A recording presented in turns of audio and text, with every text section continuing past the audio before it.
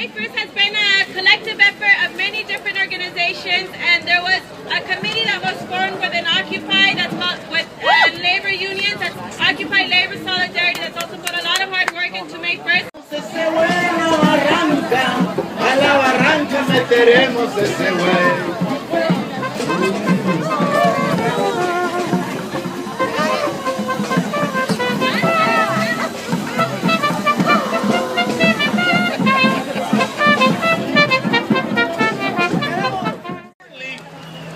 Our gender and our sexual orientation cannot divide the working people. Yeah! We've taken too much of their divide and conquer politics. They have waged that war on us for far too long, and today, working people stand as one. Let's not let the 1% divide us. That's why it's very important for us in this community that's been so filled with the propaganda, homophobia, and racism to stand up, to tear down the walls between working people. It's a great pleasure and honor to invite Jersey Deutsch from Canvas for a cause.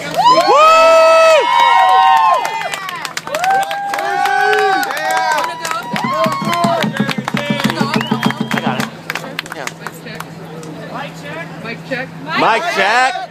Okay, everybody can hear me? Yeah! Okay, I'll talk really loud. So the first thing I wanted to go over is, first of all, I'm with Canvas for a Cause. We are a civil rights group.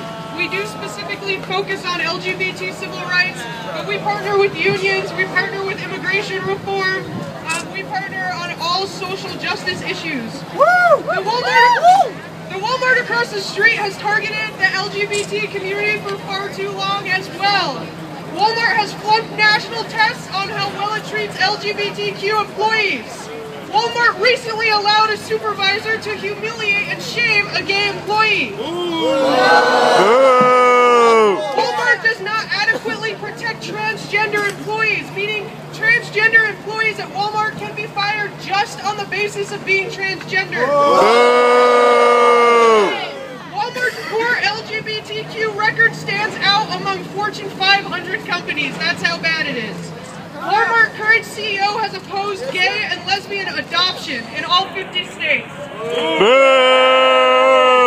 Walmart has funded hundreds and thousands up to millions of dollars into anti-gay proposition, anti-gay candidates, and anti-gay campaigns.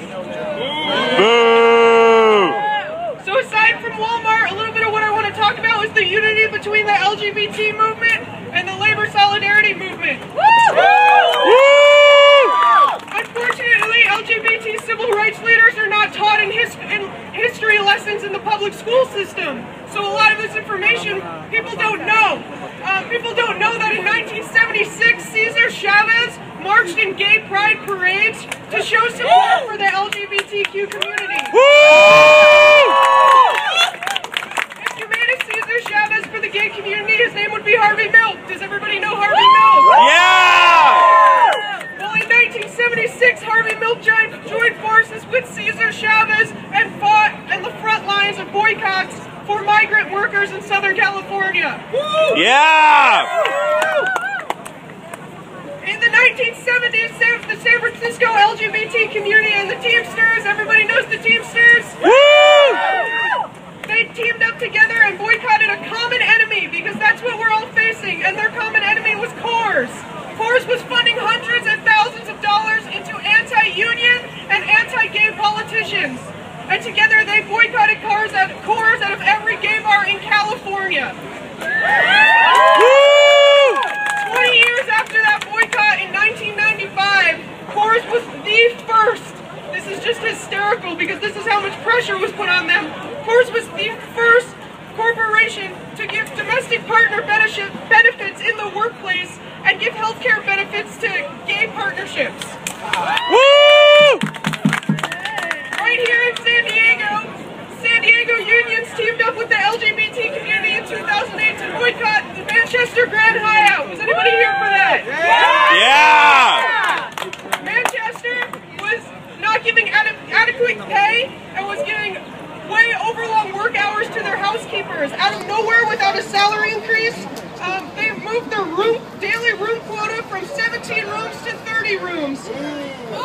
Boo!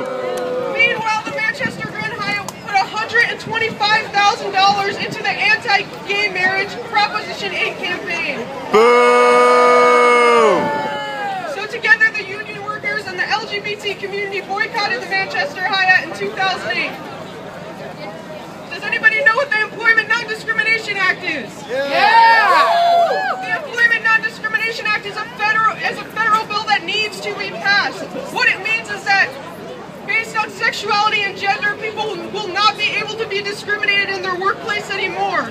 What that means right now, that is in over 75% of the country, transgender people can be fired just on the basis of being transgender, and in 28 states, gay people can be fired just for being openly gay. Boo! Even in the states that it is implemented, like in California, you can't be fired for just being transgender or gay. Over 90% of transgender workers report harassment, and over 30% still report that they are fired from their workplace despite the law that's in place. Boo! In 1987, unions, LGBT community, and all of civil rights across the country joined forces and had the largest civil rights march in Washington, D.C. with 500,000 people. Woo! This was a response to Ronald Reagan telling the HIV/AIDS community and the gay community that HIV/AIDS was not a federal issue. It was a state and local issue, and all communities came together on behalf of the LGBT community to fight with us. These are the same years that states finally started decriminalizing sodomy laws. In 2003, you could still be criminalized in Texas for having gay sex.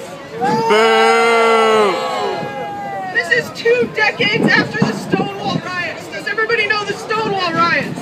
Yeah! Unfortunately, the Stonewall riots is not something we are taught in our public school system.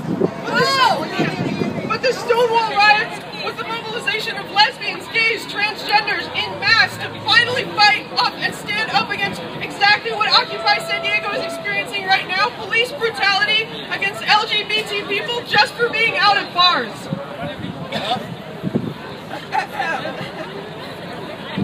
You probably didn't know over 90% of the things I've told you because, like I said, these are not things that are taught to us. We do not learn that the LGBT community has been in solidarity with migrant workers, with the working poor, with the class struggle, with race issues. These are not things the public wants us to know. But something was passed called the Fair Education Act, and what that means is just like we learn about Cesar Chavez and Martin Luther King Jr. in schools, that we will start learning about civil rights leaders that are gay, like Harvey Milk. Yeah! Does anybody know Byron Rudson? Woo! Byron Rudson was Martin Luther King's accepted and openly gay right-hand man in the Black Civil Rights Movement.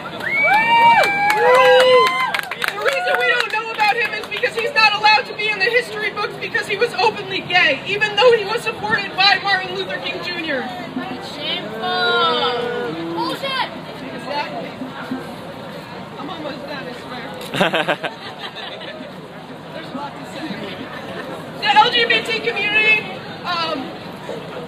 teamed up with the unions again to fight Proposition 8 during the Harvey Milk era, Proposition 6 during the Harvey Milk era. Does anybody know about Proposition 6? Yeah. If Proposition 6 would have won, it would mean that gay people were not allowed to be teachers. Boo! When Harvey Milk and the San Francisco LGBT community rallied with union workers and for workers' rights, and they defeated Proposition 6 together. That's right. So we won, and we are still winning. But when corporations market themselves as gay-friendly, but continue to not give us domestic partner benefits, continue to fund anti-gay candidates and anti-gay campaigns, we need the help of the unions. We need the solidarity from the workers to fight with the LGBT community so that we cannot be discriminated in the workplace anymore. Today I want to call on everyone to help remind these corporations that gay is a person Gay is a family. Gay is a community. Gay is not a target market for corporate profit. That's right. And like I said, sometimes it takes 20 years to win, but we won with cores. And binding together today and binding together from the future here on out to boycott that Walmart, we need all. They don't treat workers right. They don't treat lower in-class people with adequate wages. They don't treat the LGBT community fairly. And these are all the communities that need to bind together to fight against it.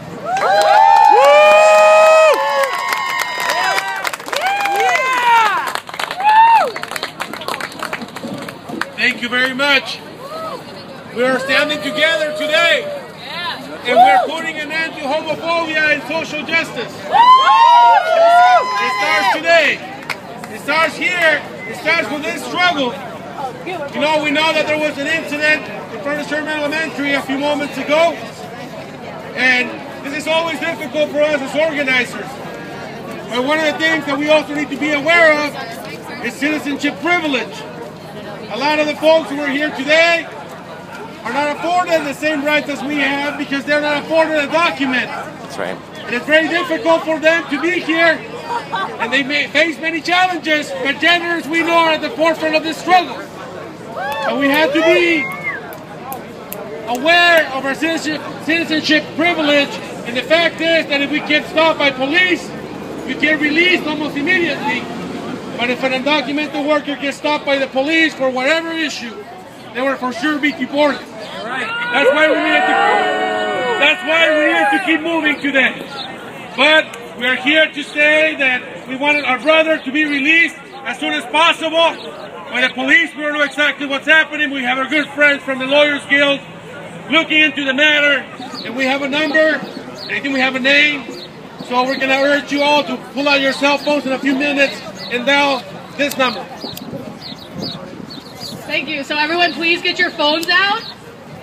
We're going to call and ask that they please release Forrest Borey from his false detainment. So the number that you're going to dial is 619-531-3200. Once again, that's 619-531-3200. When you call, you're going to press 0 to talk to the operator. Please tell them to release Forrest Borey for his false detention today. Thank you. Does anyone else need the number? Okay, here's the number one more time. 619-531-3200. His name is Forrest Borey. Tell everybody what happened. When we were marching earlier today, he was detained and we kept moving, but several people were witnesses. We have good information that it was arrest for no reason, so please call for his false detainment. Press 619-531-3200. Press 0 and ask that Forrest Borey charges be dropped for his false detainment. That we please remove the charges on Forrest Borey for his false detainment. Do we know which jail? San Diego? It's not the central one I just called. Not Central? We don't know. It may be San Diego. So ask to look for his name. His last name is Borie if they need to look him up. Thank you. Thank you. Woo!